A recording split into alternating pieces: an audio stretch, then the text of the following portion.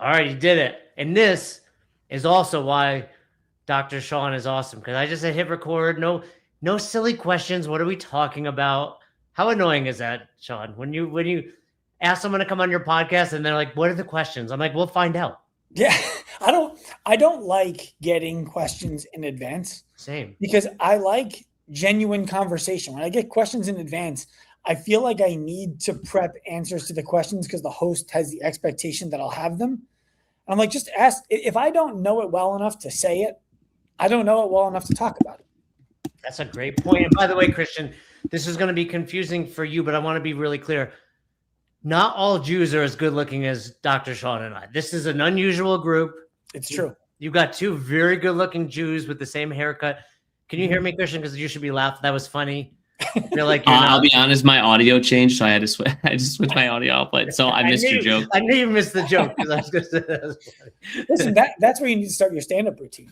Hey, what? I'm a good-looking Jew. You invoke a celebrity like me, then you talk about Judaism, and we're in. Actually, I've made a mistake on my last open mic, and I realized what I did. So my humor, I think that people find me funny is because I'm self-deprecating. Mm-hmm. And I said something like, I was about being small, and I was like, this was a true story. I was walking my dog, and the woman was like, "You look just like your dog," who's a Frenchie.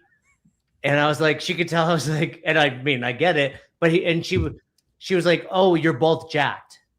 But then I said that on stage, and that killed it.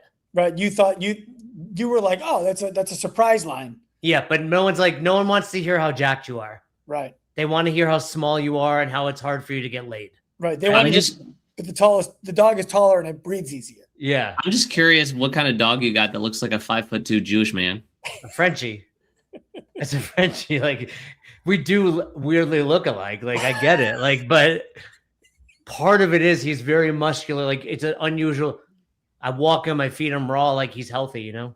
Anyway, Dr. Sean is, I mean, I don't want to say you're back because you were never gone, but it's been a minute since we've had you on the podcast. Fern was like, "I'm not going to be on the show with Dr. Sean." Mm-hmm. I get it. Is he traveling today? I think he's actually traveling right now. Yeah, he's traveling to the games. So perfect timing because I'd rather just chat with you. But I think it's a great time to chat about a few things. One, for those that are listening, some people are always like, "You guys had beef," and I was like, and I was thinking about this mostly last night, you coming on, and I want to say to Dr. Sean, I think you understand me weirdly better than many, many people on this planet. And in part, it was like, hey, you and I can have our disagreements about CrossFit, fitness, etc., but it never was at all personal. And also, we both understood each other, and I thought that was really cool. I appreciate that. There's a few things to that. One is we never actually disagreed on the goal. Yeah, agreed. And so we're so well aligned that people should move. People should be fit. People should have friends who are also fit, who are striving to be better. People should work hard. People should get uncomfortable. Like, we agree on all of those things. And then what comes down to the end after that is how far can this methodology take somebody on that path? And we start to disagree in the last 2%. And so if we can't have conversations with friends where we debate the disagreement towards the last 2% of the efficacy of a methodology, we can't advance the methodology. We can't help anybody who is outside of it. And if you can't take disagreeing with somebody about a part of your argument and still be friends with them, you're weak. Yeah. And no different than like religion, right? It's like, we kind of agree on like 90%, if not more. And then there's like, you believe that like somebody came back from the dead, which is crazy, right? Like, yeah, come on. Like his mom really didn't, yeah. Come on. Like, come on, Christian. Come on. But no, and then also I think two things kind of simultaneously happen. One, you really made a clear lane for what you're doing. And I became a little less dogmatic in my approach, mostly because I got older and was like, "Oh, fuck, Dr. Sean has been right about some of this shit," right? Like, well, look, here's the thing. For people who don't know, I owned 3 CrossFit affiliates. And after I exited my last one, I wanted to stay involved in the CrossFit world. I had phone calls with, you name them, at HQ, or at that time, I guess it was HO. I was talking to them about helping coaches advance their careers so that they could make real money, helping members not need to leave the affiliate, not have to keep modifying. I even talked about the idea of teaching our movement assessment the same way that CrossFit teaches the judges course and letting CrossFit keep the money. I videoed the conversations on the off chance that it actually got all the way to the end and we could collaborate with CrossFit on making a documentary of the whole thing coming to fruition. Now, I don't have the permission to share the video, so I can't, but like, I'm so much a fan of what CrossFit does for people that I wanted to insert myself to help make it better, where I saw flaws from my years of owning an affiliate, coaching in an affiliate, and training in one. So I'm a huge fan of CrossFit. I wish more people would do CrossFit. And I wish that CrossFit would understand why the people who don't, so that they could be more capable of acquiring that client, because that client needs them. And since then, you have a second spot opening. You have Active Life Long Beach, and then do you have another one coming? Port Washington. That's all. Is that on Long Island? Yeah. So we'll probably do 3 to 5 on Long Island before we venture off of the island. But yes. Man, Long Island's a crazy. You've been there your entire. Were you born and raised? Born and raised. Do you not want to leave? It's the 51st state. I'm staying till we get it. You Do you think Long Island's going to beat Canada? Oh yeah, because like for us, we want it. Canada doesn't want it, so you're not. No one's going to force 51st statehood on us. So Long Island actually doesn't want to be like with New York. I mean, they didn't nominate me to speak on behalf of all of them, but I understand that we're kind of the Florida of the Northeast out here. How big is it? Is it big enough to be a state? Yeah, dude, it's bigger than Rhode Island. Is it really? Yeah, I don't know. Long Island it probably is. Christian, have you ever been to Long Island, Christian? I've never been to Long Island. Well, one, it's like, how many ways to get on the island are there? Not including parachute, right? I mean, I was referring to driving. Yeah. Yeah. There's the bridges from the west, and there's a ferry from the north, and that's it. Well, how often do you leave the island? I live on an island off of the island, and I rarely leave my island. What do you mean? Where do you live? Long Beach. That's an actual island? Yeah, Long Beach. So think of Long Beach like a big sand dune out in the ocean that protects the rest of Long Island when big storms come. So when hurricanes, that's why you got hit so hard by the hurricane. Yeah. Oh, I didn't realize. Okay. So when I saw you, I was on Long Beach. Yep. That time at your office? No, you weren't. You were in Island Park. Okay. Right over the bridge. Long Island, yeah, because Christian, like when growing up, I'm a New Yorker, right? But it's like you just like mentally prepared for like so much traffic every time you went to Long Island, in part because I was probably going very touristy. So it was like, I'm going on a Friday when it's like most crowded. But yeah, it's been I say this and then I think about it, like I essentially have a self-contained island that I live in. That's probably smaller than your island. It's like 3-mile radius, where it's like, you know what it is? Long Beach itself is like a very small city that has everything that you would ever need. So the same way that people who live in Manhattan never leave like their 3-block radius, in Long Beach, you can walk to the restaurant, you can walk to the grocery store, you can walk to the farmer's market, you can walk to the bar, you can walk to the beach, you can walk to the bay, and you can walk to the coffee shop. Why would you leave? Yeah. And I joke because we've had now 1, 2, 3, 4, 5, 6 or 7 people move here from out of state to come work locally. And they've gone off the island more than I have in the last 2 years. Because to them, it's like, it's normal to get in your car and drive somewhere. Yeah. It's how far is the new spot from the original? 45 minutes by car. Oh, nice. And the original long is it Active Life Long Beach, right? We just call it Active Life, and the first one's in Long Beach, and the second one's in Port Washington. Yeah. How's it doing? I mean, in every sense of the word, it's blowing me away. Dude, I'm like very, happy, but also impressed. Like, I think one of the coolest things that was like one of the coolest things you did. So what's that like? It's got to be like 3 years now, right? 2023, January, we opened. So to explain to people what you're talking about, yeah. I never wanted to open another brick and mortar again. I owned 3 CrossFit affiliates. I learned through owning those affiliates that I am not the best person to run a brick and mortar business. I'm not the day-to-day guy. I'm a vision guy, but day-to-day, I'm not good at pulling the levers and pushing the buttons. I need someone else to do that. And I got convinced by our team, if we're going to be mentoring coaches in gyms, we need to own a facility that proves that what we're doing works. So I was like, well, fine, but someone else needs to run it. So we recruited Cody from out of state, who owned 2 CrossFit affiliates, to come help us open the location. Then we recruited staff to come help us operate the location. The first year was really a big learning curve. We did well, we did fine, but it was a learning curve. Can you tell us more about that? Like what didn't meet your expectations? Build out was new, right? But when you're opening a CrossFit gym, it's go get the horse stall mats from Trailer Supply, go to Rogue. They have everything that you need. Someone there will even tell you what you need if you don't know what you need. And it all shows up, you put it together and you're open. Yeah, and there's a pretty standard, like you got to look at your layout, but there's a pretty standard floor plan. Like we know what it's going to look like. We had to organize everything down to the inch because we were putting things like cables into the wall and we needed to figure out where those cables were going to go so we could reinforce the wall. And now when you're doing that, you also have to think about your operational capacity. We thought we would be able to fit 9 people in our individual design in a small group and 3 people in our one-on-one at the same time. We realized 9 got a little bit too cramped. So we had to go from 9 to 8, create a little bit more equipment storage space for the people who don't have the equipment that they need in their own little location. That changes your profit forecasting, right? It changes a lot, the amount of staff you're going to need, all that kind of stuff. Then our membership.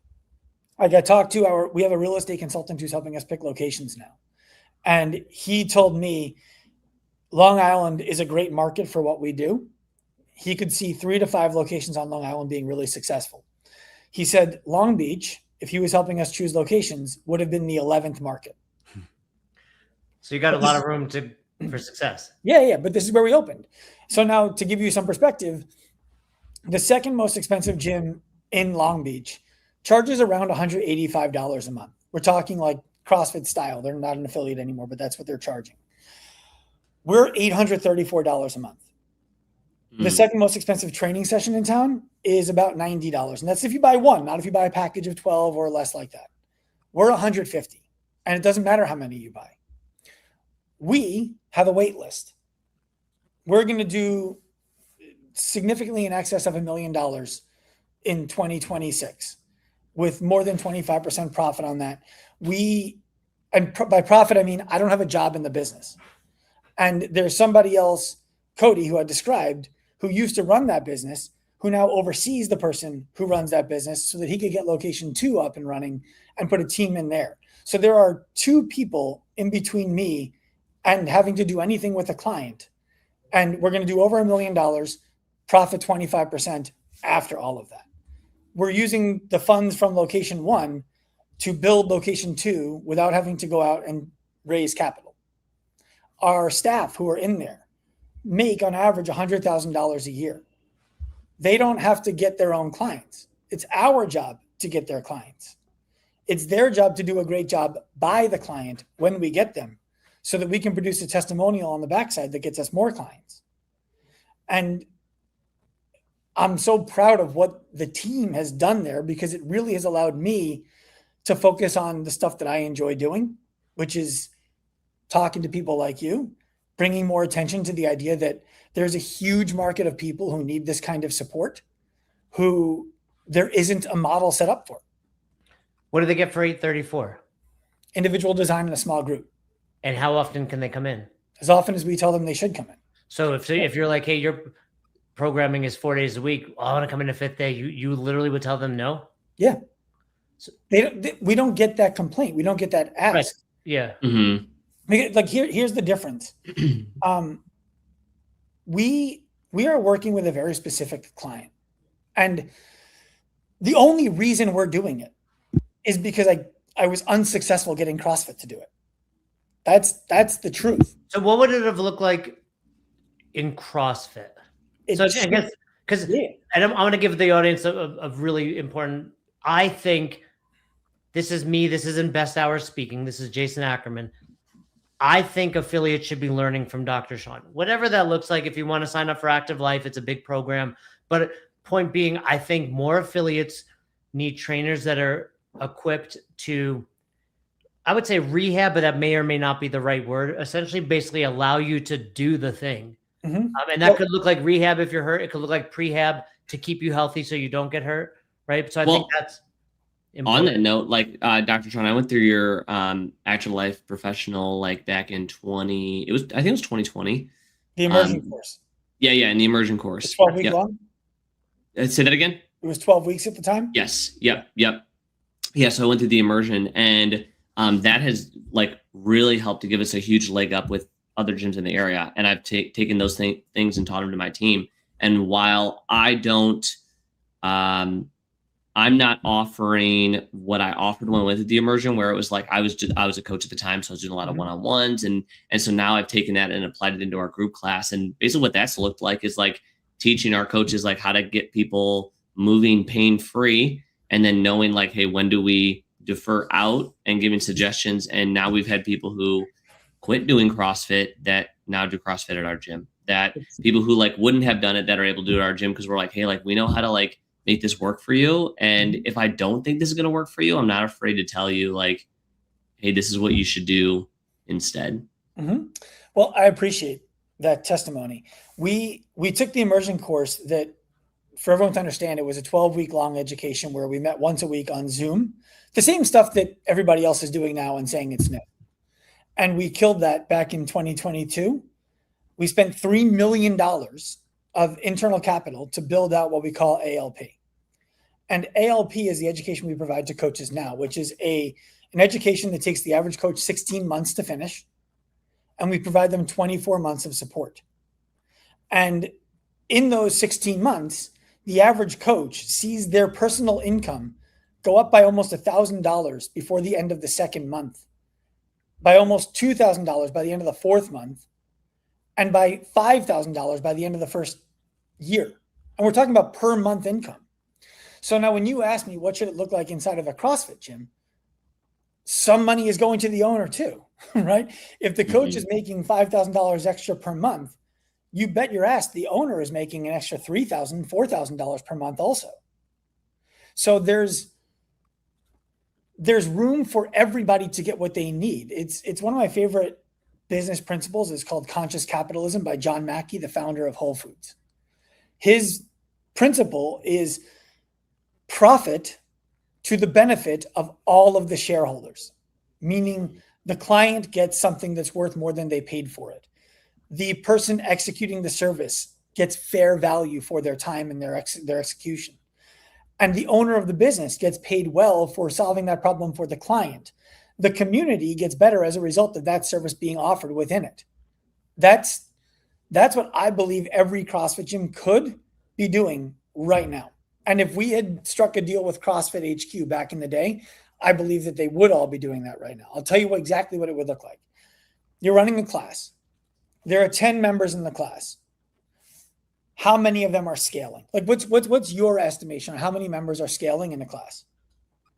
At my gym, probably all of them except for like one. Yeah, and that's because you're catering to a market of everyday people, right? Yeah. So now the next question is great. Not all of them need personal training. For a lot of them, you writing and scaling is perfect. But how many of the people who are scaling out of 10 people in a class are scaling because something hurts and has for 6 months or more, because they have a mobility issue they haven't been able to improve despite trying, because it hurts when they get into certain positions? How many are doing that out of 10? 3? 4? Is that a reasonable estimate? I think so. Okay. So let's say your gym has 100 people in it, 100 members, and 4 out of every 10 are scaling because something hurts or they don't have access to the range of motion.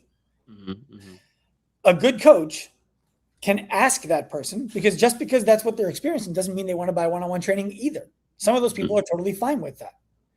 But if half of those people are not fine with it, a coach who understands how to identify what's causing them to need to scale, identify what kinds of scales actually make things worse than better, even if they feel good when they do it, like running scaled as rowing when someone has an Achilles or plantar fascia issue.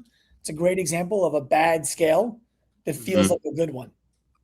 I can explain why if you want to know.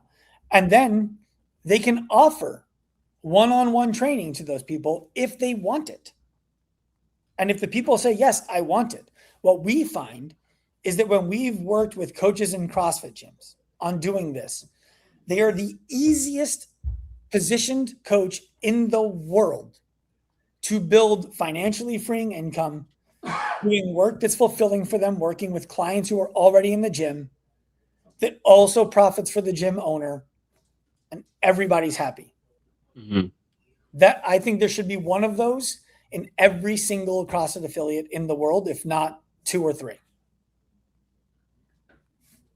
Yep, we see that all the time. Like I remember when I went to the immersion, what was a game changer for me was I had an athlete who had rheumatoid arthritis, and his squats were basically good mornings, and he had just all of this like lower body mobility issues, pain issues, and just like after working with him, like I think we did 8 sessions, 10 sessions, something like that, and he was squatting like at parallel, pain free, and he was like, this is good enough for me. He was like, this is what I wanted to get out of it. And it's like, he wasn't like all of a sudden like hitting all these like, and he did hit new PRs, but it wasn't, he went from like limited to just this like impressive athlete. He was like, I just get to like do what I want to do and I'm pain free now. That's it. One of the things that I think plagues a lot of CrossFit affiliate owners and a lot of CrossFit coaches is they have such good intentions when they open. Like the interest is, no one was serving me well. So I want to open a place that serves other people well. That's why I did it. And then when you do that, the last thing that you want to do is be cost prohibitive to people to actually come and access that. I understand that. We don't need to get into the price of an affiliate. That's your guys' job, right? When it comes to one-on-one training, that's not your accessible model. That is what you do that costs a lot of time, a lot of education, a lot of attention, a lot of emotional energy for the coach and for the client oftentimes. That doesn't have to be financially accessible to everybody. Mm-hmm. That's your opportunity for the coach to be able to make enough money that they can coach for the rest of their lives. And it allows the gym to say, look, we're great at getting people fit. We're great. Like there's no model on the planet better at getting people fit than CrossFit. There isn't. I haven't seen it. Not consistently. And there are people in that gym who, despite your best efforts in class, still can't do it. And if you don't offer them a solution because you're too dogmatic about the class should be able to do it, or you're afraid to ask them for their money, you're actually withholding from them the opportunity to do this stuff in full. That's what we want to help coaches do a better job of. Also, they can go, if they can pay for your CrossFit membership, the reality is they can probably pay for a season of one-on-one coaching to take care of this pain. Whether it's like, whether it's like 12, like if it's 12 sessions, is that whatever you think that it's going to take, it's like you can afford to like fork up for this, $1,500, $2,000, $3,000 package and just be like, hey, when we're done, like, and tell them like, this is an end date, this, and some people may need it ongoing, but for most people, I don't think they're going to need this forever. And so it's like, man, like if you pony up, like you won't have to deal with this anymore. So speaking on that, Dr. Sean, you introduced me to Jane. Pavalkis. Awesome. I don't know if she's spoken to you at all, and I don't think I have.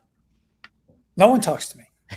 So I was on a call with Dr. Sean about Affiliate Con, which we're still TBD. We're working on it. TBD. He's got 4 kids. How crazy is that? Bring the kids. And he lives on an island. You guys flying us out? We'll fly out you and Kim. The kids are on their own. So that was a Wednesday. I remember because she came from Colorado Springs, which is like 2 hours away, was at my house the next morning, which is badass, like shows who she is. And I'm working with her now. Like I hired her and she's like, this is 6 months. She wasn't like, you're going to be with me forever. She's like, I'm doing a bad job. If in 6 months you still need me, and she's been absolutely awesome. And I think a couple of things, Christian, are true. I mean, one, when someone's in enough pain, the old adage of like, they'll do the thing. Mhm. Right. And I was on a call with Dr. Sean. I didn't go on with the intention of bringing it up, but I was like sitting there in pain. I'm like, well, I'm talking to the guy. I might as well ask him.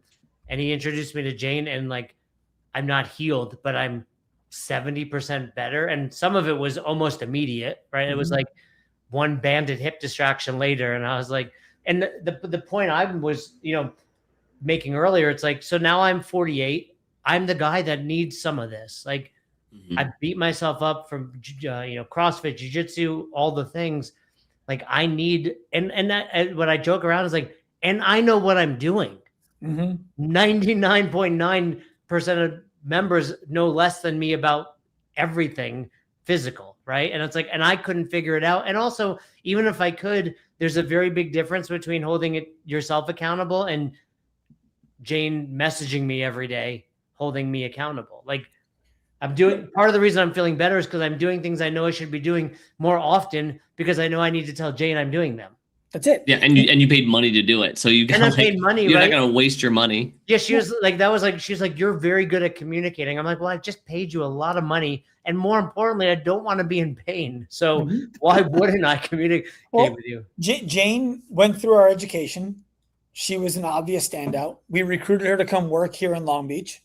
She moved out here to work in Long Beach, and she's like, I need to be closer to the woods. So she had to, she moved to Colorado. To be clear, she said, I need to be further from Sean. That's what she said to me. Debatable. Tomato. But like that's you're hitting the nail on the head. And like here's the conversation I've had with so many CrossFit coaches and CrossFit affiliate owners that I wish I was better at communicating years ago, because I wasn't. I was very much like, I was happy to be combative. You don't know what you don't know. And in retrospect, I wish I had approached that differently, because I think I could have done a really good job for them if I would have just met them where they were first. You wouldn't, all the things that you would hear from this, like you wouldn't be where you are, right? Like you wouldn't have, There's no regrets. Yeah, exactly. I'm just speaking to what could have advanced this faster. The people who walk into our business here in Long Beach and pay us thousands of dollars a month, the average person walking in is 57 years old. They might need a joint replacement. They have been in pain for years. They might also need to lose weight. They have a variety of training ages, from people who've trained really hard for a really long time to people who've never trained at all. What they all have in common is that they're fairly high performers outside of the gym. So you might see somebody who is morbidly obese with knee and low back pain, think that's a person who doesn't have their priorities straight, but everything else in their life is great. They haven't figured out the physical part. It's really difficult for that person to walk into a CrossFit gym and just start by scaling. And it doesn't mean that it couldn't happen, because every time I bring that up, Do you think it's like an ego thing or like a physical thing? For them? Both. Yeah, I mean, yeah. They're in their 50s, right? Like there's a combination. It's physical, it's knowledge, right? Because when we're in CrossFit and it's being executed well, we talk about a low angle to a far horizon, right? Yeah. It's the long game.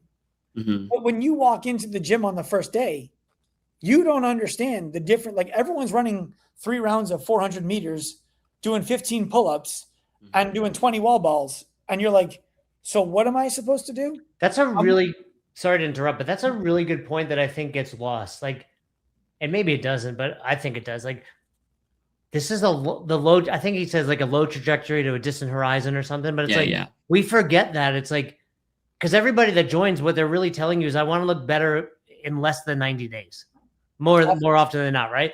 But it's like, I think sometimes, to Dr. Sean's point, to Dr. Sean. You look so much better now. People who can't see this, Jason's lights just went off. You just shut all the lights off? Great. That battery does not last. But to Dr. Sean's point,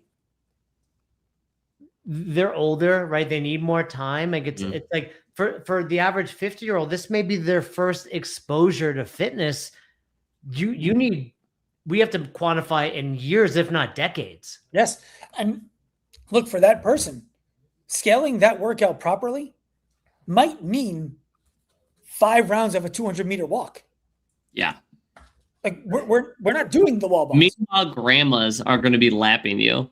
Yeah. Like I had a guy who came in. He's a newer member this year. A big dude, like over 6 foot tall, real strong guy, real out of shape, and he was referred to by one of our coaches. And he jumps into class, and per usual, like, bro, we're going light on the bar. He's the guy who's like, you got to walk, like it ain't, or light on the bike. We're not running. And his first workout just like floors him. And then I've got in the same class this lady who's in her 60s, heart attack survivor, double knee replacement. She comes over and just taps on the back. She's like, "It's gonna be okay. You'll get better." That's like, get the fuck away from me, lady. Yeah. Yeah, and I think that's a good point too, though. Like CrossFit coaches, we as a whole have gotten better at scaling, but I doubt you see walking. Like, have we gotten good enough at scaling it? And then even if we have, can we do it in such a way that that person doesn't feel ostracized? Right. It's not that you haven't gotten good enough at scaling. It's that the model of your business, like your singular location, caters to somebody. It doesn't cater to everybody. There's too far from the bullseye that makes somebody not a fit. Yeah. And this is the place where I ran into, butted heads with coaches and affiliate owners because they're like, I could help anybody. I'm like, you might be able to. But what if you had a class full of 10 of these people? What are you doing? No, I said that. And like looking back, there's a difference, right? Like can I help? If someone came in and if someone was in my predicament, I don't think I could have helped them in class. You couldn't. Yeah. That's fair. And my point being, like, forget the fact that I'm a level 4. It's like, that's cool and all, but it's like, I had 30 years of experience, if not more, in the fitness industry. I didn't know what to do for myself. And I know what I'm feeling like, I've learned with Jane fucking made me watch a 10-minute video of you talking about insult, irritation, pain, injury. Right. I get it. Because she's like, let's speak on this common language. And I was like, and then she sends me a video of you. But it was like, oh, if I'm not speaking the right language to myself, how is somebody else speaking the right language to me? That's it. Yeah. And the reality is, every CrossFit coach should be thinking about this. Okay. Unless you're mailing it in when you're coaching group, which I don't think people listening to this show are doing. Definitely not. The person who started having their aches and pains or the mobility limitations 6 months, a year, 2 years ago, who still has them today, who's been coming to class 2 to 3 days a week, if not more, you already gave them your best shot in group. And it didn't do the job. So that doesn't make you a bad coach. It means that person might need something that goes beyond what you can offer in the group. And there's a story I want to tell people because I think it's really indicative of the mindset of the person that is so different than the way that the coach thinks. Okay. This isn't even a story about pain.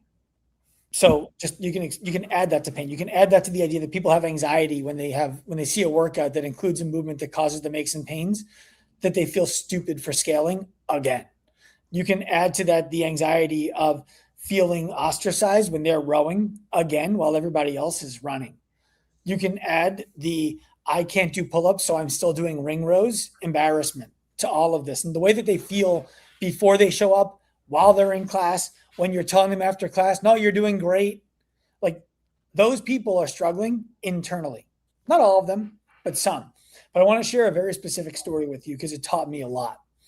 This guy shows up at my gym, and I was towards the end of my career as a coach at this point. I was moving into much more clinical care and much more working with the athletes who are flying in to work with me.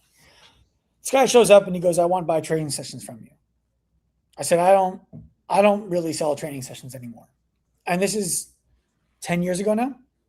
And he goes, no, I want to buy training sessions from you. I had big ego at the time. I was like, okay, fine. You got to buy at least 12 sessions and you got to pay for them up front. And then we can talk about what you want. No problem. Pulls like $2,000 out of his pocket, peels back like 560 because I was charging $120 a session at the time. Gives me the $1,440 and he goes, okay, so we can start now? I'm like, damn. All right. I should have charged more. The typical, like, I didn't charge enough. Yeah. Or like, now I actually have to do it. Yeah. So I say to the guy, okay, what's your goal? His name was Steve. Like, what's your goal, Steve? What are we training for?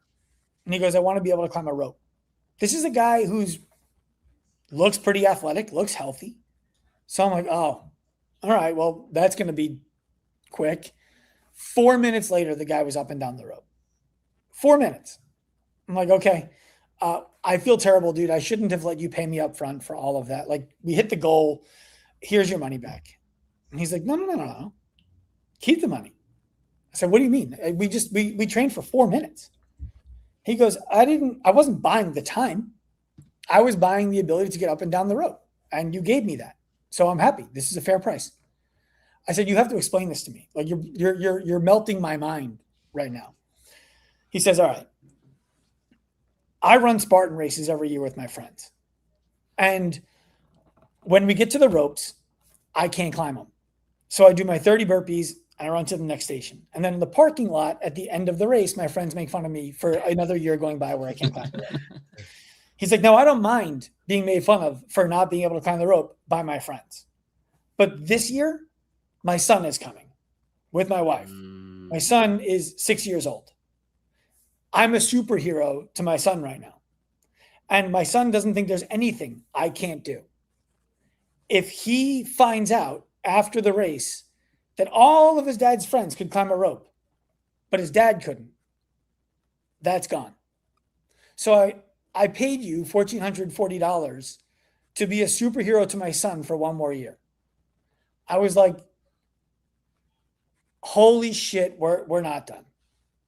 Right? Like, we're not done. Yeah. And so then I was like, you're going to be tired when you get to the rope. You might have wet hands when you get to the rope. You might have muddy hands when you get to the rope. You might have wet feet when you get to the rope. You might not be allowed to use your legs when you get to the rope. So we made sure that this guy could climb the rope no matter what the circumstances were. We muddied his shoes. We muddied his hands. He did 50 burpees and then straight up the rope. He did 50 burpees and then legless. He ran 3 miles and then came back and had to climb the rope. Like, we did all the different variations over the next 12 sessions to make it impossible for him to fail climbing that rope. But what I learned from him sharing that story about his son is that we don't really know people's motivations for resolving their problem unless we ask. And once we do, it becomes really obvious. Oh, that's worth way more than $1,440. Way more. And so I tell coaches all the time, if you have a client, for example, who can't squat to depth because their hip bothers them when they squat, and it's been that way for 2 years and they're scaling every workout, but they're a great member, and you've tried your best in group class, no modification, no corrective exercise is working. And you can help that person in 4 to 6 months be able to squat to depth with no pain and be able to load it so they're going for PRs again. And that cost that person $10,000. They had to pay you $10,000 to do that. You get to the other side. They're successful. If you offered that person $30,000 to go back to where they were the day before they worked with you without the ability to ever work with you again, how many of them do you think take that $30,000? Mm-hmm. The answer is none, which means the problem that you're solving is more than 3 times as valuable as the price that they're paying you for it if you can actually resolve the problem. That's what we help coaches learn how to do. And I mean, as an aside, you can say that for any business, right? Like, I tell my wife this, who's doing photography, and she's gotten very good at charging her value, but I'm like, you're not only giving them pictures, like, you're giving them a memory forever, right? Like she's giving them a conversation when someone sees the photo. She's giving them a memory of how they felt in the moment when they took the photo, where they were in life when that photo got taken. Like, it's so much more than a good photo in a frame. And a good trainer, like Jane, is doing fantastic, for the record. Like, and she's very good at constantly, like, especially when we first got, like, what are your goals? What do you want to do? And it was like, get back to jiu-jitsu. Last week was the first week I went 3 times and nothing. I would say nothing hurt. Things always hurt, but I wasn't like I didn't leave worse than I walked in. Dude, right? Pain-free is a myth. Yeah. Pain-free is I have a new book coming out called Live More, Hurt Less, A Practical Guide to Overcoming Chronic Pain and Living an Active Life. Pain-free is a myth. And frankly, nobody cares that they're in pain. What people care about is when pain starts to rob them of the kind of life that they want to live. Mhm. For you, not being able to do CrossFit and go to a jiu-jitsu gym 3 days a week that was the problem. Yeah, I mean, I was in enough pain that I was like, I'm just actually uncomfortable all the time. Like it was there, right? But yeah, but the short-term goal was I want to be able to get back to jiu-jitsu. Well, the reality is like we so often we pretend that people don't like get hurt exercising. Mm-hmm. I was like, bro, if you train long enough, you're gonna get injured. I walked the dog, my neck started hurting. Yeah, like it doesn't. It's like got a huge knot right here, and it was like before jiu-jitsu, like literally just walking the dog, and it was like pain-free. Like something's gonna hurt, but this isn't impacting me from like living life. Well, look, the thing that I think all coaches would be wise to understand about what you're saying there, Christian, is it doesn't matter the methodology you train. If you're pushing the margins of your capacity, you're going to hurt yourself. And that's a good thing because it teaches you where your edges really are. Yep. What has to happen that's important is how do you respond when you get hurt? Mm-hmm. Do you catastrophize? Do you start to let that pain dictate your life? Do you compromise, right? I define compromise as the acceptance that living less is reasonable. That was where I was at, right? Like that was it. It was like, I'm 48. I was like, this will not get better. Mm-hmm. Like if I'm not proactive. That's right. And that was where it was like a big, I serendipitously like was on the phone with you, but I was like, I didn't have an answer of what to do. The answer was like, reach out to Sean and get a recommendation.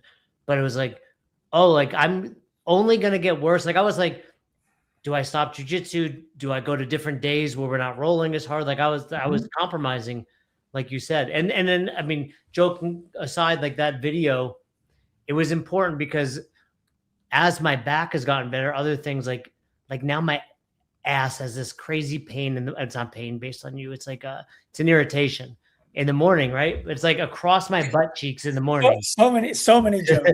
But it was like sudden, like it changed. Like my back feels great, but my butt, it's like this. I showed Jane, I'm like this strip of my butt, and she's like, "Oh, it's because you're this and this," and it's like you're fine when you're sleeping, and then as soon as you wake up and your body's demanded. So this morning was the first day I did like 3 minutes of drills right out of bed.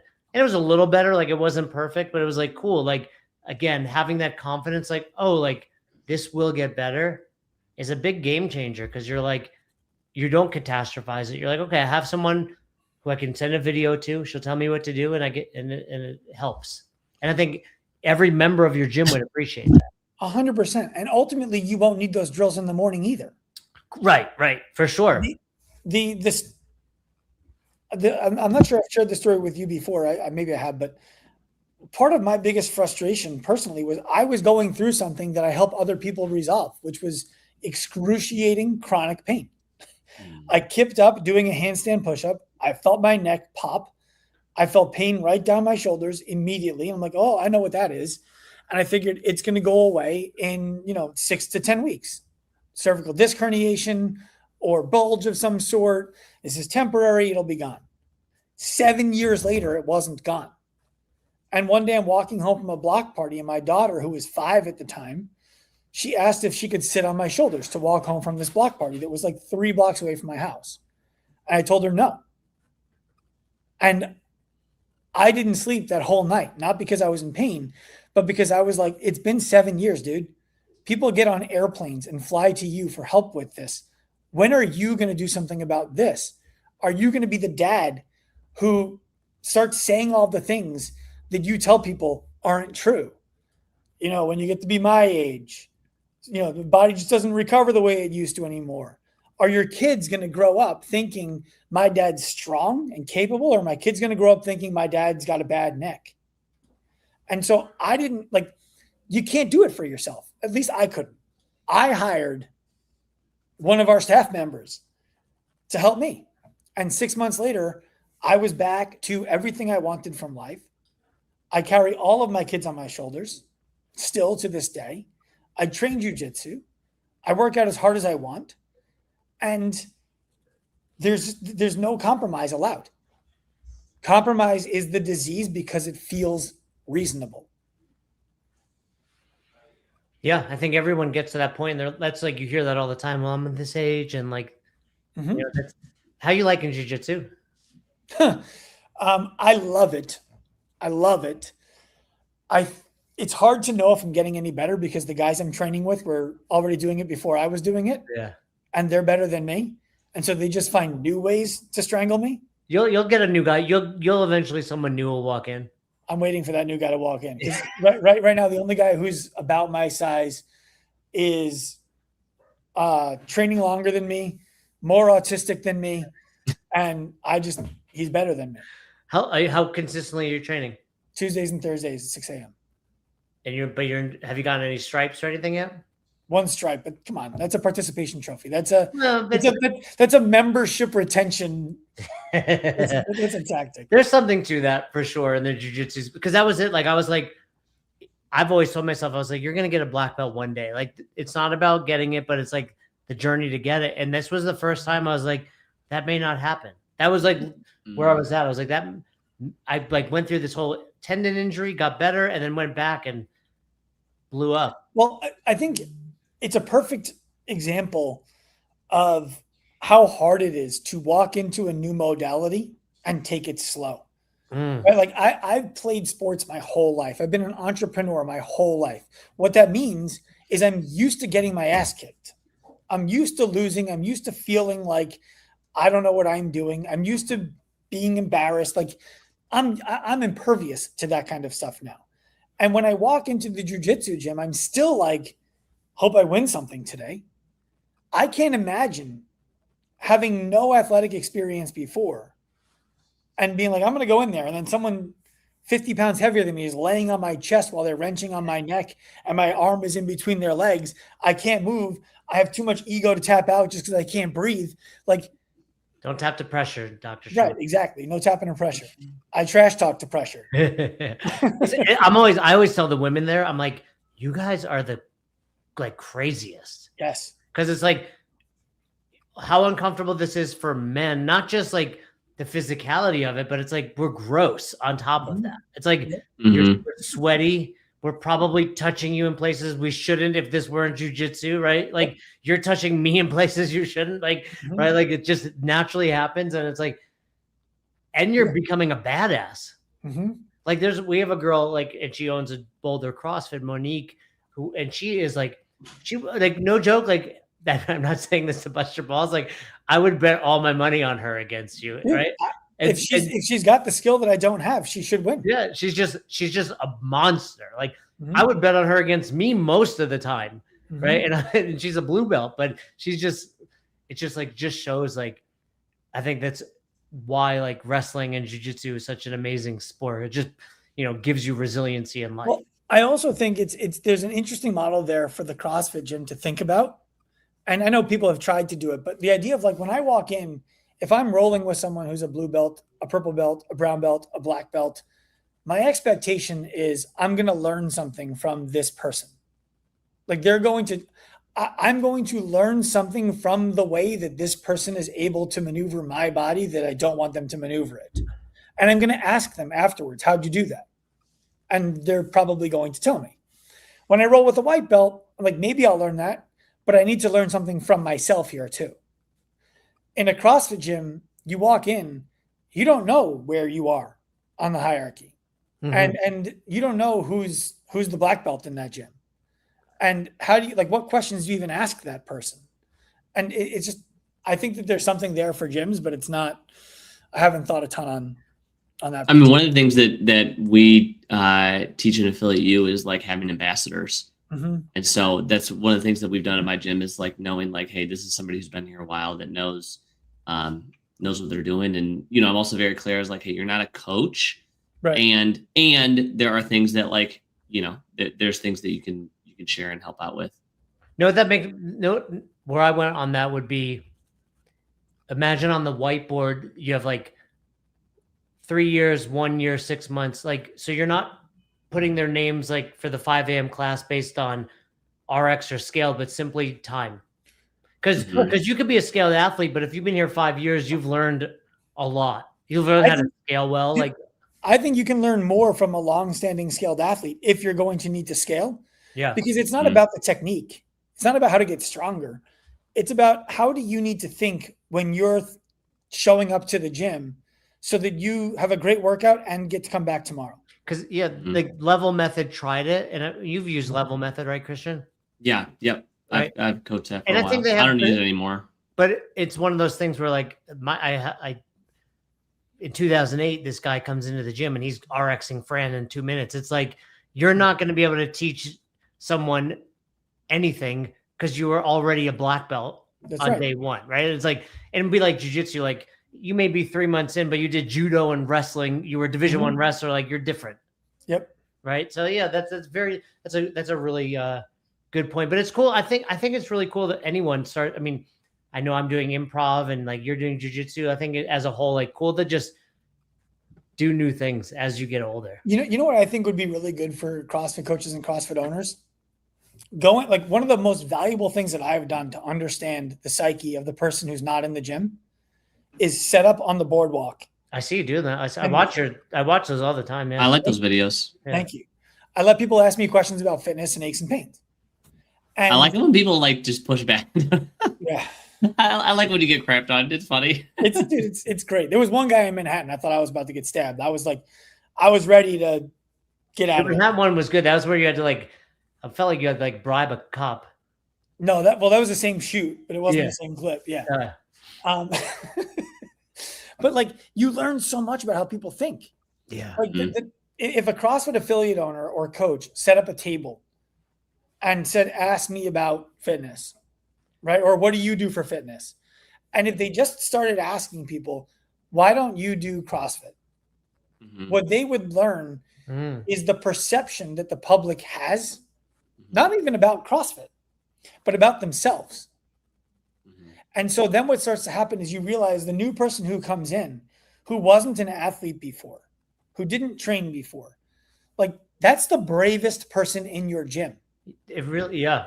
And so what are the things that person had to overcome in order to find themselves in your gym? Because now you have the ammunition to go get other new people. That's it. Yeah. And if you genuinely want your gym full of people like that, you know where they are right now. And there's a guy on YouTube from Australia. I think his name is Sabri Subri. Fern loves this guy. Yeah. He talks about most people are marketing at the top 3%. So there's 100% of people in your market. Most people are looking for the ones who are ready to make a decision today. It's the people who have the ability to market to the 97% underneath them, who ultimately, when those people get to decision-making time, they have no choice but to work with you. So now, before we opened our location in Long Beach, we were getting set up. We weren't in marketing yet. We were just polling people on the street. Why don't you go to the gym? What's the reason that you don't work out?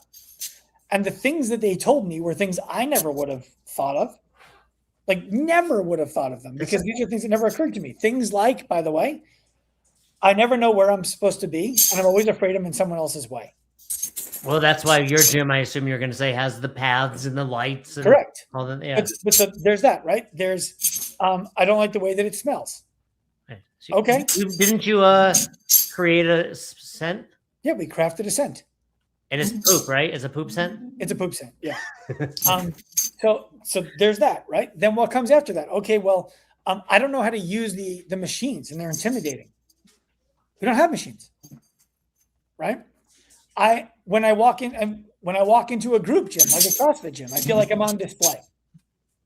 Okay, when you walk into our place, you can't see the training floor, and the training floor can't see you.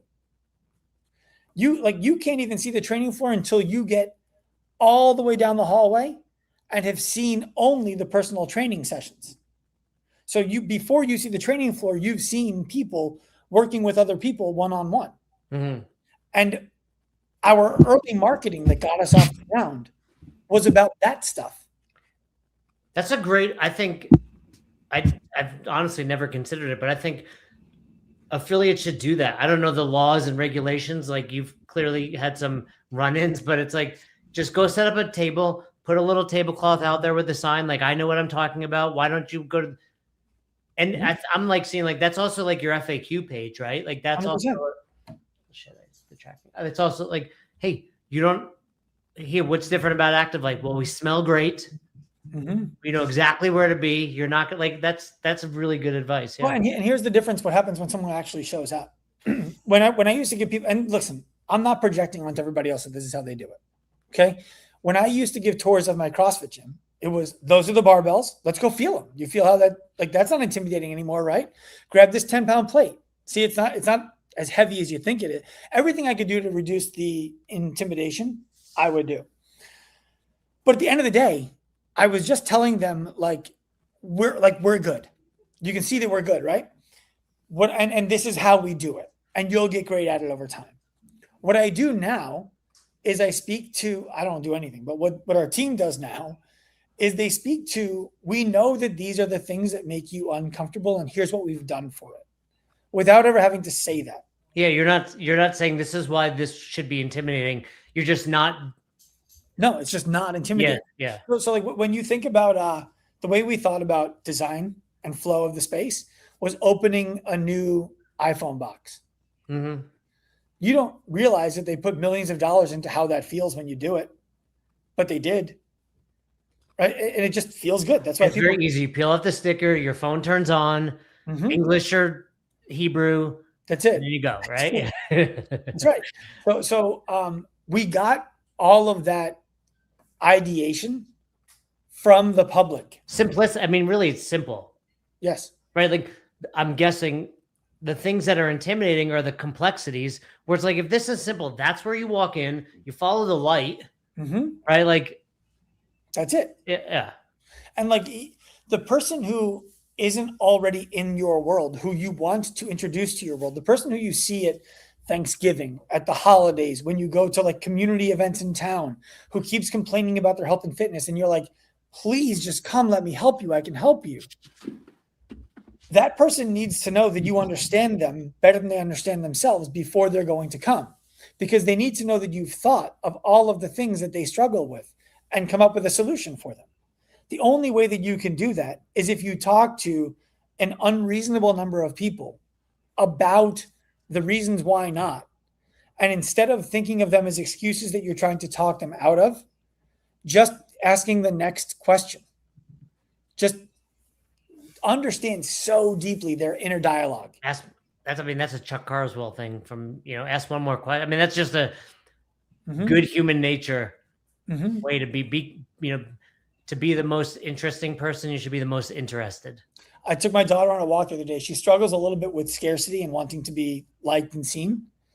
And so Which one? How old is she? 11. So one of my daughters, like my young one is my really good athlete.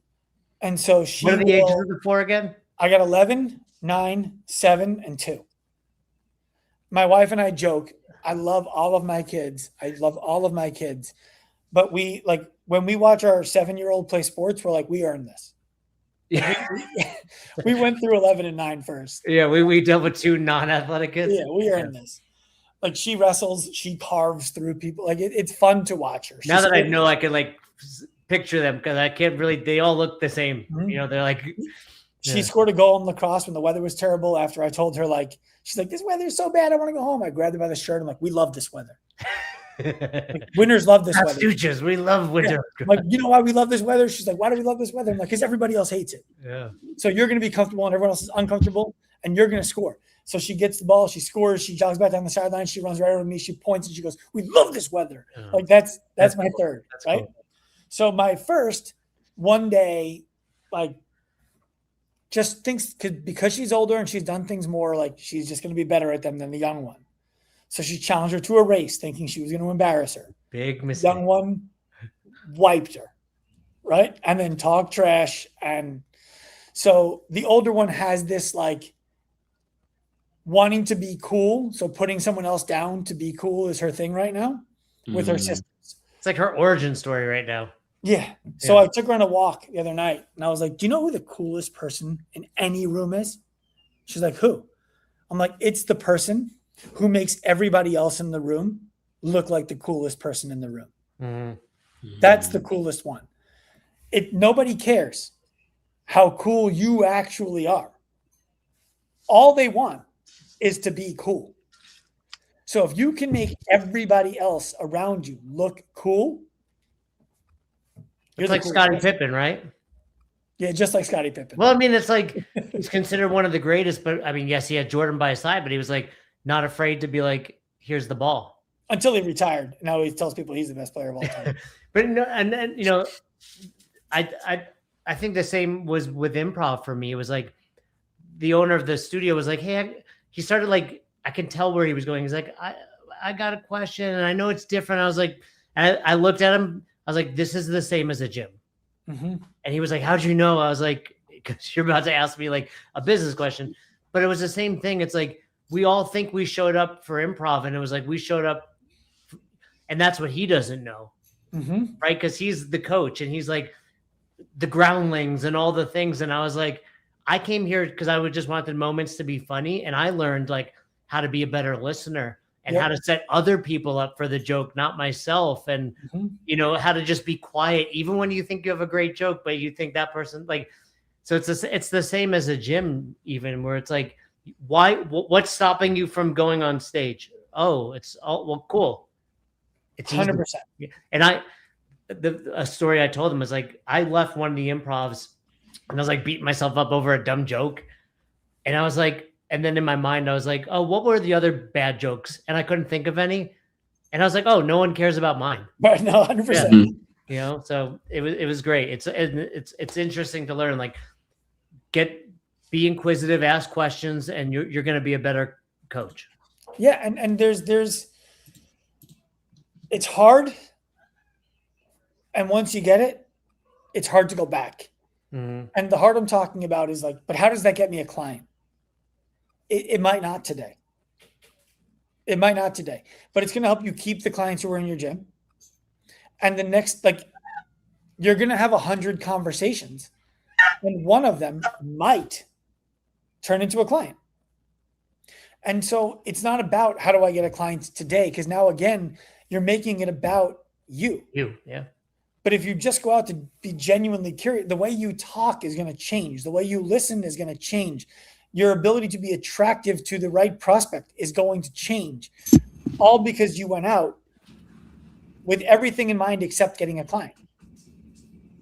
I love it. I think that I would love to see affiliate owners doing this. And by the going on the outside, and by the way, that's great social media content.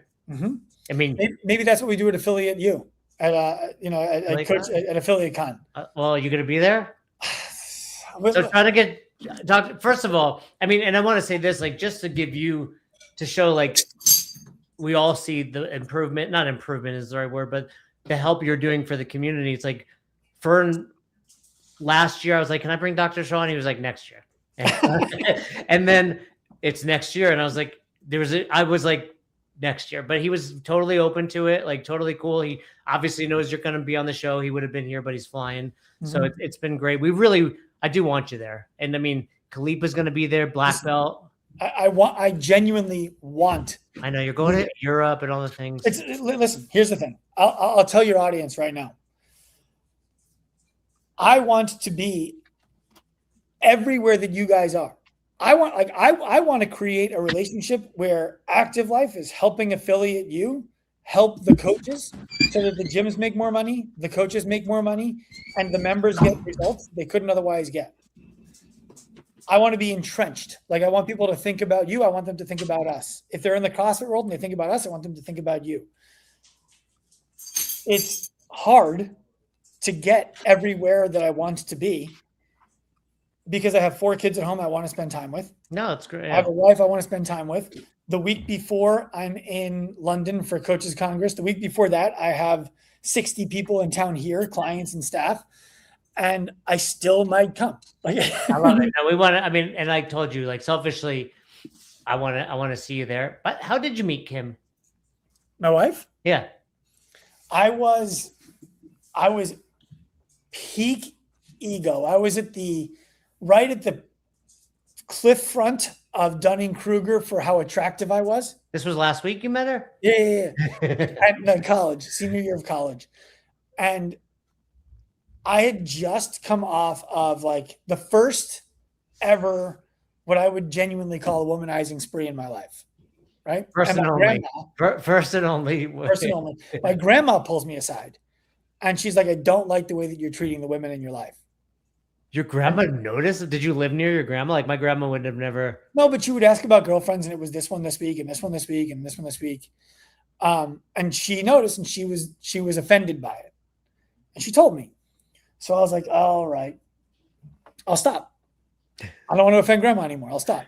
So we had a fraternity formal coming up and I was having a really hard time figuring out who I wanted to ask to come because reality is that's kind of like you ask a girl to come and like it's everyone there is getting it on. That's Oh yeah, formals are the best. Yeah, especially overnights. Yeah, you go away like your spring formal was probably the big one, right? Like yeah.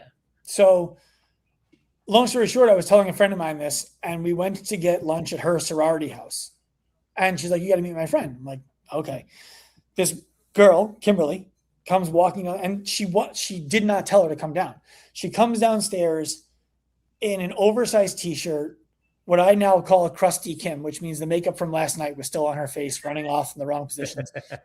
And she just sat down and started talking to us. And I was like, who is this chick? Why does she think coming to talk to us looking like that is a good idea? And I married her. How long after, where'd you guys go to school? University of Maryland. And then how long after college did you get married? We graduated college technically in 2005 because I say technically because I failed the class the last semester of senior year and had to take it at local college. And I did the same. That's funny. Yeah. So we graduated in 2005. We got married in 2010. Okay. Am I 5 years older than you? Or are you like 43? Yep. Yeah. Oh, wow.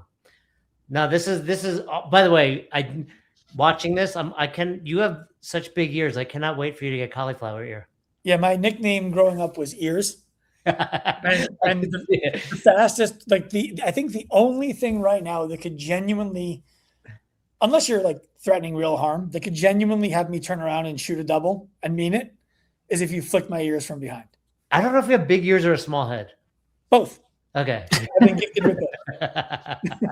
I share hats with my 2-year-old. We were talking. You go to the barber every week. Can't you be like, hey, do something that makes these look not as big? No. Do you have very good hearing? Do you hear well? I used to. Now they're just for show. They don't look like don't look like they will get cauliflower ear. Well, listen, I've been told I'm really good at leading with my head. So yeah, well, no, they're just like thinner. Like they don't. I don't think you'll get. Do you wear headgear? No.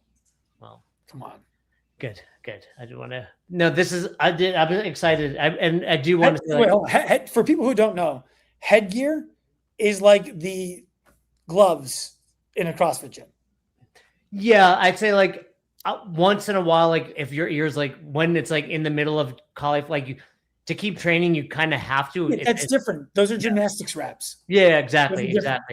There's yes. No, you're talking about the fingerless gloves. Somebody walks in with them, like, bro, you don't want to be wearing those. The old leaders with the Velcro strap. There's people that walk in on and they wear headgear every class, and I'm like, stop. First of all, it's annoying to me rolling with it, right? Yeah, but. No, I'm genuinely appreciative of Jane. She's awesome. And like I said, like it's really given me confidence. It's frustrating. Like I'm still at the point where we're in the discovery phase still. Mm-hmm. We're slowly getting, I was like, when can I do some chest again, Jane? Mm-hmm. Long horizon. She gave me like, it was like 2 days in and she's in front of the whiteboard.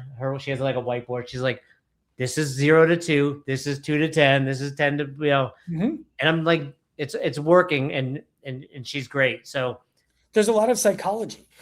And like, I wish I had a better way to get one coach in every CrossFit gym to do it because it's the perfect environment. We have a gym where we work with a coach in Pauling, New York, which is an upstate town in New York. They have like 80 members and I think there's 90 people in town. So they're pretty much full.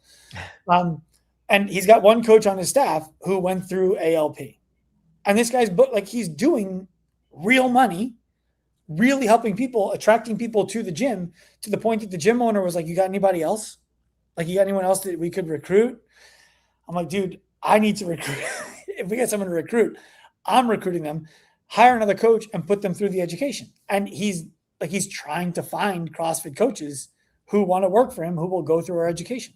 Well, and that's to Christian's point earlier. It's like, I think, and I was guilty of it as well. It's like the story we tell ourselves is like CrossFitters can't afford, Jane, I don't know that she wants her numbers out there, but it's like, in the 500s a month for individual programming. Right. And like Christian said, and like you said, Sean, it's like in 6 months, let's say I'm like, I can't deadlift right now. Like, and I'm deadlifting and I don't care if I deadlift again. But it's like the jiu-jitsu was a big thing. And also to your point of like, sometimes when my kids ask me to pick them up early, I'm like, hold on, like I'll do it. But I'm like, is this the moment my back goes again? It's not about whether you ever deadlift again. It's about whether that's your decision or not. And also that I have the confidence would make it my decision. But it's like, I reframing, I was talking to this girl who lost some weight and I was like, you shouldn't help people. Like, this was really great. Like, you had 2 kids and you look amazing. And she's like, I don't know. I was like, hey, when you were like, you had a moment of like depression. And she was like, how'd you know? I'm like, cause we all do. Like and that was your moment. I was like, at that moment, how much would you have paid to look like you do now? And she was like, I don't know, 10. I was like, be realistic. Like, your bank account, your credit cards. And I was like, so you don't think other people would pay the same? She's like, oh yeah. And it was like, but it's also, I would push you a little bit there and say, don't be realistic. Sure. We have people who've taken out home equity lines to be clients. There's a dollar amount where I've been like, what do you like when Jane, I was like, it's like you introduced me and I was like, I kept having to text her, like, how do I pay you? Right. Cause like, she's like, I'm not good at this. This is my husband's job. I don't know if you know them well, but yeah, I do. Yeah. And I was like, but tell me, cause I'm like, we're a week in and you've not like, I'm like, and finally what's her husband's? Is it Jason also? Jason. Yeah. He had come to my gyms back in the day in New York and I didn't, I guess he has like one leg. Yeah. He's a great guy. I think he got it blown off at war. Yeah. She had told me, she's like, my husband, has one leg. But no, the point is the Christian is like, for a season, you can afford this. Like, even if this is expensive, like for one season, for 3 months, for 6 months, to be able to do this and have the confidence and make the decision, it's worth it. I'm a full believer that every affiliate should have a Jane in their box, helping people get healthier. Because I would quit CrossFit and never be back if not for Jane. Well, dude, help us help every gym do that. Let's do it. All right. Jane, you got a lot of jobs. We sending Jane to every gym? No, we're not going to send Jane. We're gonna make more of her. Yeah, no, I mean, we're working mostly virtually, and she's about 2 hours. I'll probably see her again, I'm sure, but it'd be nice to like see 100%. Her in person more. Yeah. Listen, people used to get on airplanes and fly out to see me for this stuff. Yeah, I drove like 4 hours. They still would if it wasn't for the fact that I don't really take clients anymore. And it really is like CrossFit gyms are the most fertile soil for this kind of work because you have a population in front of you who's already motivated, who's already shown you that they're going to put the work in, who's chosen a place that costs more money than the Globo gym down the block, who we run into this, we tell people the price, and then we start to feel like that person said it's too much. That means everyone thinks it's too much. And that's just not the case. And we need to do a better job communicating the value of it. That's what we teach coaches how to do. And then people don't say it's too much. I mean, like I told you, $834 a month, $150 a session. We close 73% of people who come to consultations with us without them even leaving the room. And then some of those people come back and buy from us later. And also, like, you shouldn't appeal to everybody, right? Like, that's right. You shouldn't. And, hey, Christian, by the way, so Dr. Sean, Christian came here a couple of years back. We had rope climbing in the workout. He didn't try to coach me.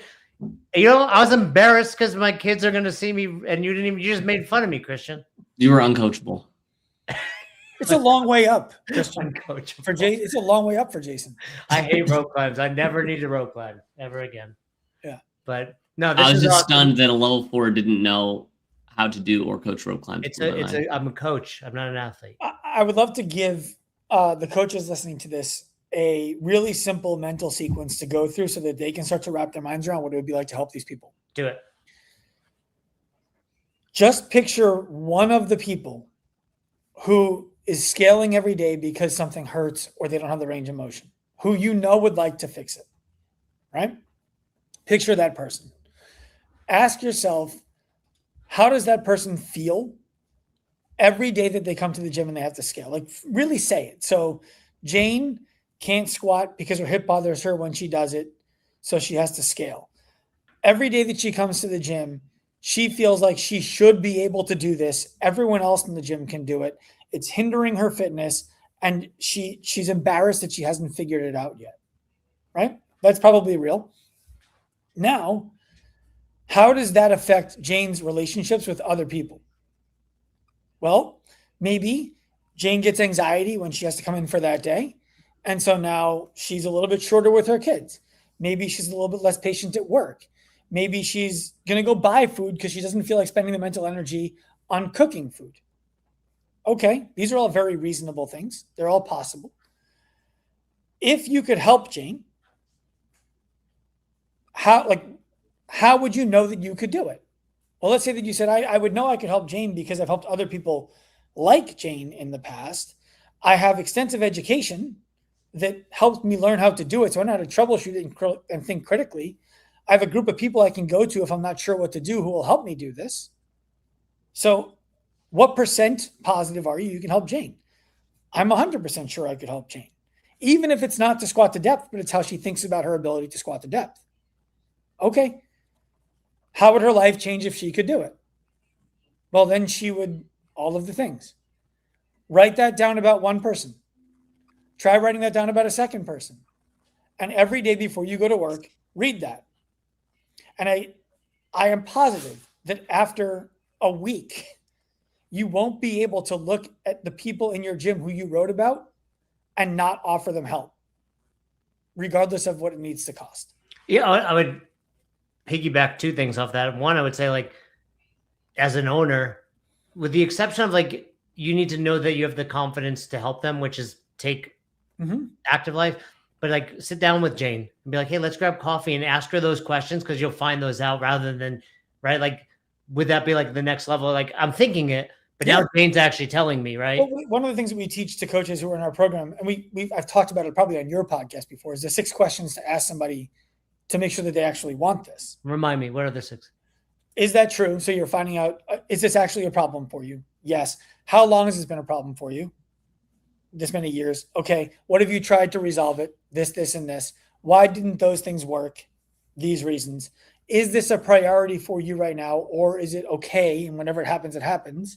No, it's a priority. Okay. If I made some time to sit with you privately, would you like to talk about working together one-on-one and resolving it? That's great. Yeah. Okay, great. Like, nothing about that was pushy. No, because everything you're saying was like, oh, those are the reasons. I was like, yes. Because you're like, it's been too long. I've done everything. That's it. A priority. Like, you reminded me of this, and I think it was actually like, it was within 48 hours of when I spoke to you, but I had the kids and I went to my parents' house, and I was like losing it with them. And my stepmother was like, what's wrong? And I was like, honestly, my back is so uncomfortable.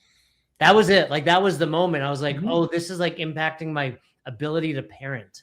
Yeah. I don't have energy for anything except my back. It was like, I was just like, I'm not comfortable in my own body. Right. It's the truth. Yeah. And to give the coach who hasn't gone through education a bit of a nod, you can work with that person on scales that don't feel like they're less than. You know how to do that today.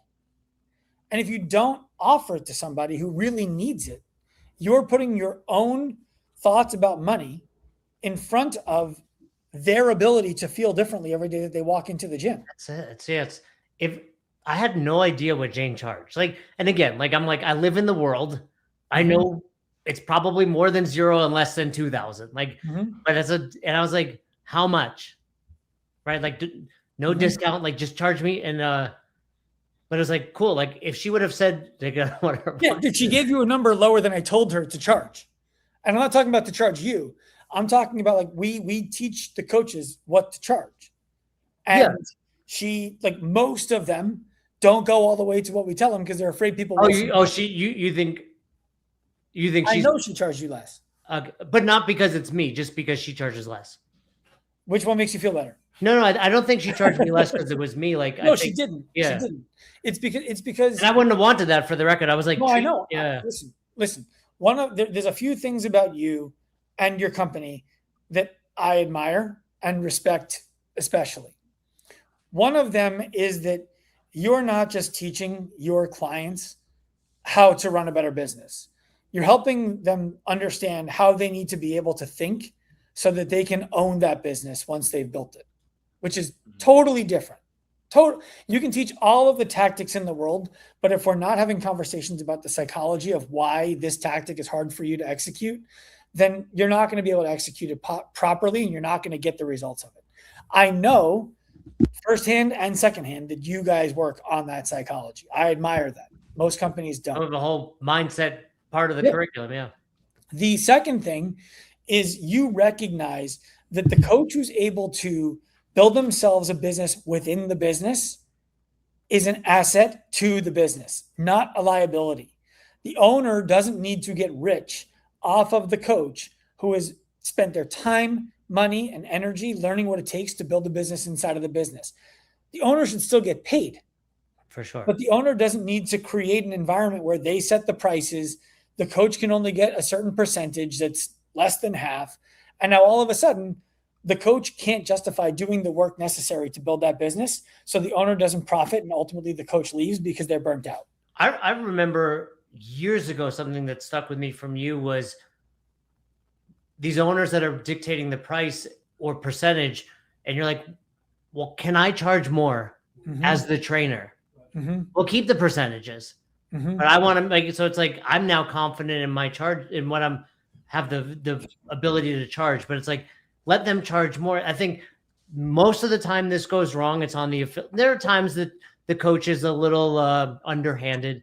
It's not often. It's more the affiliate owner struggles to see the true value, which is this person is going to stay here longer. They're probably staying right now when they wouldn't have. Well, the coach who does that, it's the same as the athlete who does that. You either coached it or tolerated it. Right. So it always comes back to the owner. It's just clarity. It's a two-way street. Have communication. You guys do a good job as a company letting the owners of these businesses understand where their bread is buttered, and then what the finishing salt on top is. The coach coaching a client and building a career is the finishing salt. It makes your bread so much better. But you could eat the bread without it. They can't exist without it. Yeah. And so you guys do a really good job of making sure everybody wins. And that's why I like talking to you about this kind of business. Hey, you just made me think of something. Your girl Snacks Jacks? Jack Snacks? Jack Snacks? Yeah. Holla at Affiliate Con from her. Holla. Like, so Christian, Sean, I don't know, did you train her or did you just have like a collaboration? She was dealing with some chronic pain, and a bunch of physical therapists had tried to solve it, and a bunch of trainers had tried to solve it, and they weren't able to. And so she reached out. We had a 2-hour-long phone conversation. That helped her a little bit. Then I invited her out, did an assessment and a training session with her. That helped her a lot. Pain is gone now.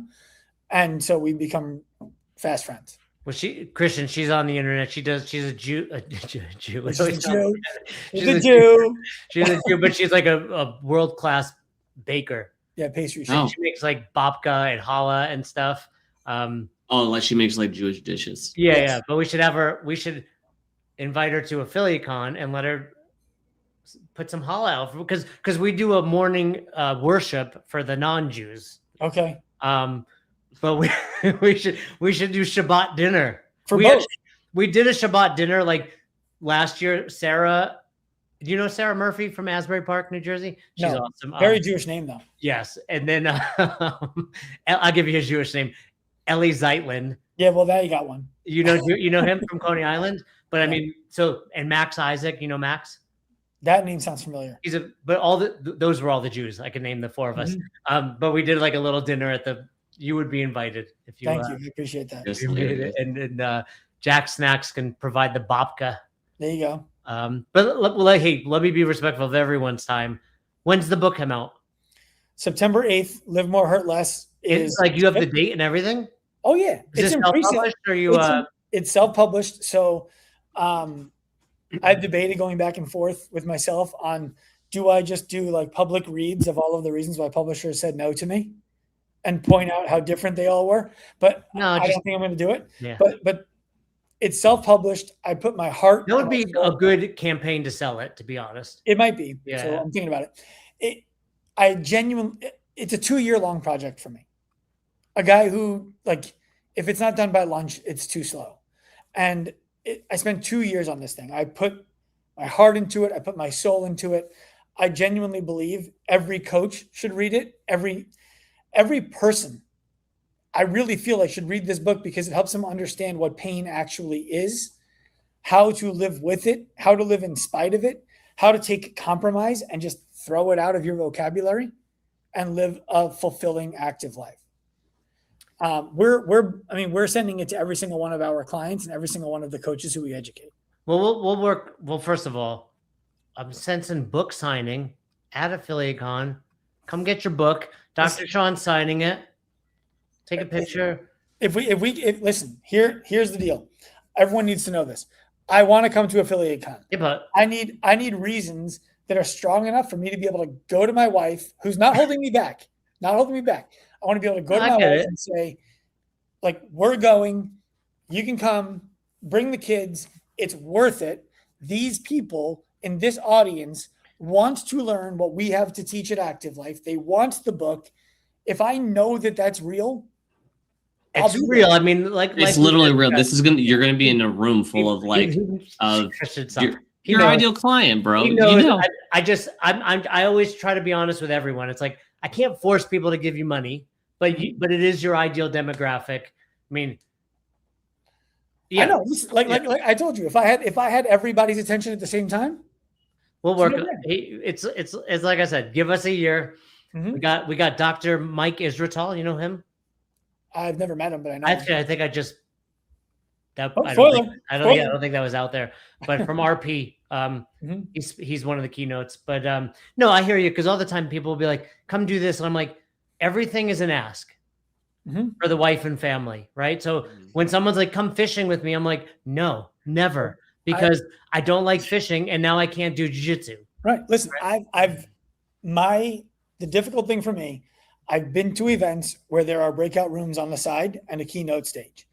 And I've seen these poor suckers who flew across the world. We had that. I mean, it happens. Be in the breakout room and talk to nobody. You won't have that, but I understand it. But I don't know for sure. But here's a couple of things. You're going to have Shabbat dinner. That's true. And no matter what, we'll set up a booth for book signing. So, I mean, you'll definitely have that. We're getting closer. We'll keep talking. We'll keep talking. No, this is awesome. Wait, so is the one I've seen you, is that like an oversized version of the book? Yeah. So the first thing that I did when I started writing the book was I ordered an oversized version of the the cover. Oh, okay. I had someone give me the advice that if your cover is amazing and you get it printed and you put it in your office where you write, you will feel the pressure of writing a book that holds up to the quality of the cover. That's cool. And so I did that. And that was just a picture of me. That's why I didn't really feel any pressure. like that's not very good. Yeah, it's all right. Yeah, no, that's so September 8th. It's live right now on presale. So I was going to say, why did you just want to pick a date, or is it not completed? No, it's done. The audio copy is still being mastered. Are you reading it? Of course. I didn't. Yeah, I read mine. Well, I can read. That's the difference. Fair. It was more about the voice that was reading it. Yeah. So everything ships on September 8th, but people can buy it now. There's a lot of stuff It's on Amazon? Yeah. Okay. Like there's stuff I wanted to do to promote the book before it's really publicly available. No, I think you'll experience part of that. You don't, Christian, will you drop the link with this? We find it. It's just Amazon. Look up Dr. Sean Pastuch. Yep. Yeah. Cool. Yeah, we'll make sure it goes up with this, and then I've got some other ideas. I don't want to put you on the spot. We can talk about them off air. Yeah. Cool. No, because I think, like I said, I think the biggest. It's like anything. It's like I've experienced it now, right? And I'm your guy. Like meaning, like for affiliates, like forget about the fact that I have my level 4. Like the fact that I have my level 4 is even more reason this is important, because 100%. I know what I'm doing. Like, that's what, like, when people talk about like coaching, I'm like, oh, it's bad because I'm bad and I'm the best. Right? Like, so it has to be bad. Like I'm literally the highest credential and I still consider myself bad. Well, and to be clear, I can't do things with CrossFit athletes that you can. Like, and I own 3 affiliates and I coach them. This isn't a I'm better than you. It's I have a very unique skill set that helps a coach do a very unique thing. Yeah. And but point is, like, that was right before the 4th. So not even 3 weeks ago. Like, and my body feels better. Like, I was at the point I was contemplating, I can never do CrossFit and I can never do jiu-jitsu again. And now I went 3 times last week. I went yesterday. I'll go tomorrow. I'm aware of it. Like, I know things like Jane was like, don't because my knee also hurt. She was like, don't put it in this position. It's not a miracle. Yeah. And I'm like, oh, but cool. Like, I'm back. It's not getting hurt. And now I'm working on things I wouldn't have worked on in jiu-jitsu. And they're working. It's like, oh, I'm like developing a B game, which I never had. Yep. So cool. Well, we'll let you run. It's been great. Enjoy the rest of your summer. Get out on the beach. Do your questions. Keep posting them. I will. And then let's get you back. Affiliate con or not, September 9th. 8th. What? No, I know, but it was the day after. What's the 8th? What day is it? A Tuesday? Usually books launch on a Tuesday. I don't know. Give it a goog. Christian, let's get Dr. Sean back on September 8th or whatever that Tuesday is. Sounds good. All right. Yeah, the 8th. I'm looking at my calendar to make sure I'm not away. I'm home. You want to come back on the 8th? Will you come back on the day your book comes out? Of course. All right, let's do it. Christian, will you coordinate that? Yep. Cool. We'll have you back on for the debut. And can we give away a couple copies on the show? I love that idea. All right, let's do it. So September 8th, if you guys, just go pre-order the book and pay the $19 or whatever Dr. Sean's charging. But we'll give out a couple autograph copies. Do you know what the pain in the ass is? We can make whatever we want to make happen. We just need to organize it, because people in my company are going to listen to this and be like, "What are you talking about?" No, it's so. This is funny. exactly what Ackerman does to us. Yeah, He does this all the time. We're like, dude, what are you talking about? We didn't agree to this, and now we have to do it because he said it on the podcast. 2 things. It's like, it's a pain in the ass to do autograph copies, because when you self-publish, you don't always have your own copies. I'll tell you what. I will commit. I will order them myself. That's what you have to. I was going to say, like, I have a closet full of my own book. We will come up with whatever it takes for the person to win the autograph copies, and I will have autograph copies sent out. One of the criteria will be you have to have already bought a copy of the book. Deal. And then I forget what I was going to say, but Christian probably good for everybody. Yeah, Christian made me think of it. But it's like, yes, whenever people want those autograph copies, you have to be like, oh, it's on Amazon. I can send you one. But it's all good. So cool. Well, it's been great. We will have you on the 8th, and we will promote this, and it's hopefully, but like I said, independent of that, we will see you on the 8th for the book launch.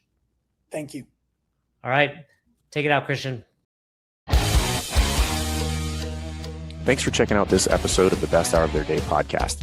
We appreciate you listening and choosing to have us help you in your passion for coaching and affiliate ownership.